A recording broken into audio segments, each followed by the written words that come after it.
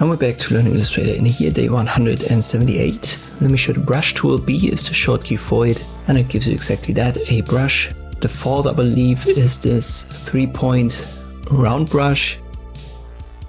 There are thicker ones, but you can also adjust the thickness via the stroke.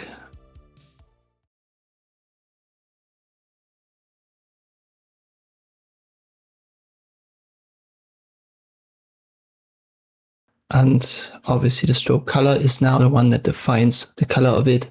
There you go, so 10 points for the stroke. That makes it very thick. Usually you want to keep that low and then adjust it via the drop down here for the point. We have opacity and style options.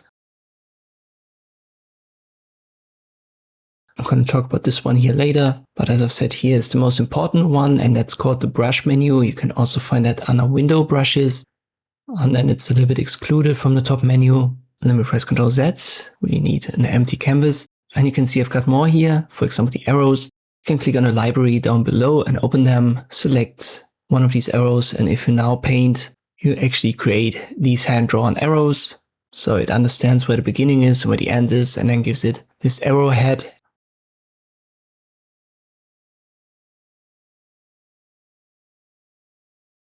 Same goes for the other inbuilt options here. For example, there are banners inbuilt.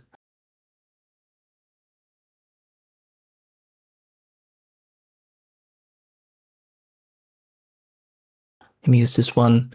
You can see how that works.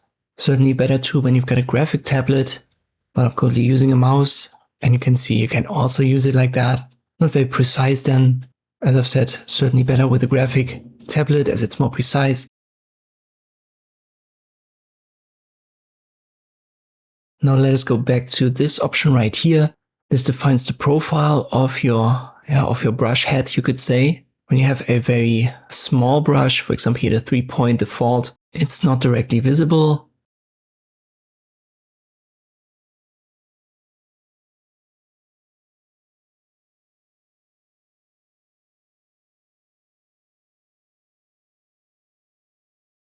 But when I go up and I use, let's say, the banner here yet again,